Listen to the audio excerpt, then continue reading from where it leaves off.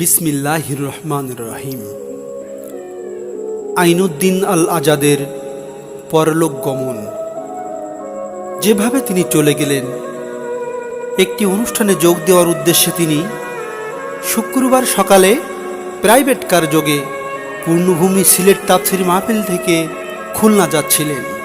হঠাৎ লালপুর এলাকায় পালিদাহ নামক স্থানে একটি যাত্রীবাহী বাসের সঙ্গে মুখোমুখি সংঘর্ষে তাকে বহনকারী প্রাইভেট কারটি দুমড়ে মুচড়ে যায়।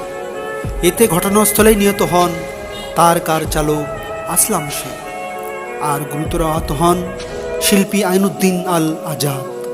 তাকে আশঙ্কাজনক অবস্থায় রাজশাহী মেডিকেল হাসপাতালে ভর্তি করা হলে দুপুরেই সেখানে তার মৃত্যু হয়।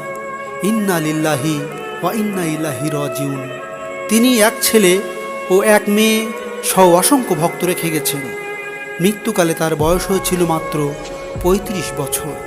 আল্লাহ তাআলা তার কবরকে জান্নাতময় করুন, তার পরিবার পরিজনকে ধৈর্য ধারণ করার তৌফিক দান করুন এবং দেশে তার মতো আরও প্রতিভার জন্ম হোক, এই প্রার্থনা করি মহামহিমের কাছে। আল্লাহুম্মা আমিন।